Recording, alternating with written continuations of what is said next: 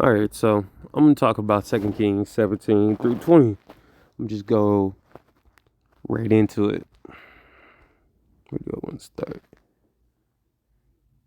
So I'm gonna just say this. I'm gonna just go right into verse 27 just to speed it up, or 26.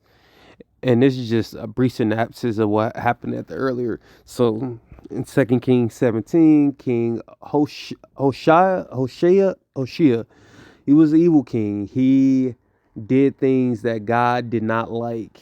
The God, the true living God, the God that was fighting for Israel, both Judah and Israel. And because these people were not with God and they forgot about God, God allowed them to be exiled into different areas, like the city of Meds and whatnot. But I'm gonna go into verse 26. So a message was sent to the king of Assyria.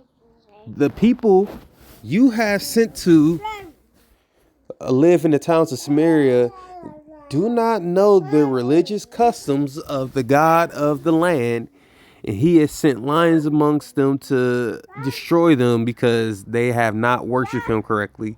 So God sent lions to deal with his people to turn them back on. The king of Assyria then commanded, send one of the exiled priests back to Samaria.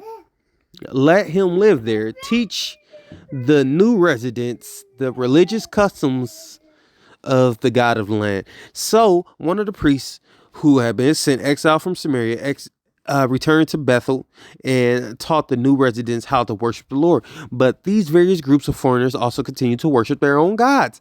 In town after town where they lived, they placed their own idols at the pagan shrines that people of Samaria had built. Though those from Babylon worship idols of their god Sukkah, which is translated in Hebrew as booth god. Now, you could even loosely translate booth to tent.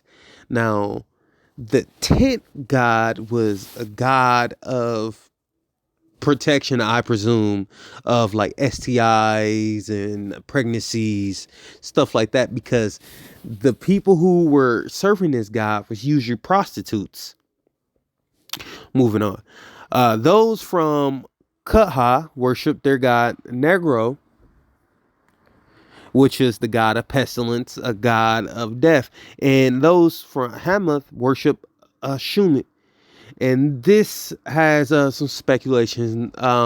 One Jewish rabbi said that it resembled a buck, but other theologians and historians say that this could have came from multiple sources, like the god of Pan, because there's some resemblance in that.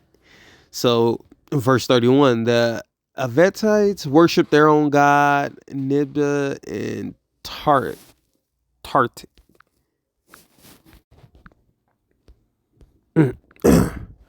And the Niphaz was basically the dog-headed man god. I don't know what was the significance of that, but Tartik was the god of darkness. And the people from even more in their own children sacrificing to their god. Admirakic and Anamite. And these two guys, the first one was known to being a destroyer god. The other one just always accompanied to him. It's kind of crazy how all these nations come up with their own various false deities, isn't it? Moving on. 32. These new residents worship the Lord, but they also appointed from among themselves all sorts of people as priests to offer sacrifices to their places of worship. And though they worship the Lord, they continue to follow their own gods according to religious customs of the nation from which they came. And this is still going on today. They continue to follow their former practices instead of truly worshiping the Lord, obeying the decrees, regulations, and instructions and commands he gave to the descendants of Jacob, whose name be changed to Israel. For the Lord had made a covenant with the descendants and commanded them, do not worship any other gods or bow down or serve them or offer sacrifices to him, but worship only the Lord who brought you out of Egypt with great strength and powerful arm. Bow down to him alone and offer sacrifices only to him.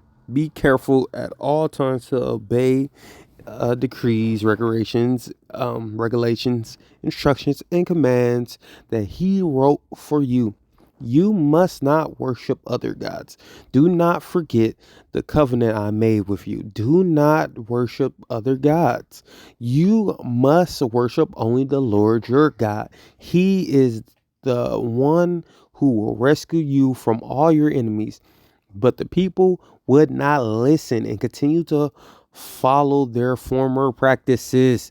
So while these new residents worship the Lord, they also worship their idols. And to this day, their descendants do the same. So this is Second Kings gave us foresight and knowledge that this wasn't just one generation, but multiple generations. And they kept going back. And I want to mention that you remember in scripture talks about people were serving, and this is New Testament, but it translates back to Old Testament because it's just being revitalized and being renewed through Christ with the New Testament. But there's still same messages, the same principles from the old. So people serve and worship the creation instead of the creator. And I'm just going to fast forward in chapter 18. There's a new king, a king of Judah, which is Hezekiah. And fortunately, this was a king that sought after God.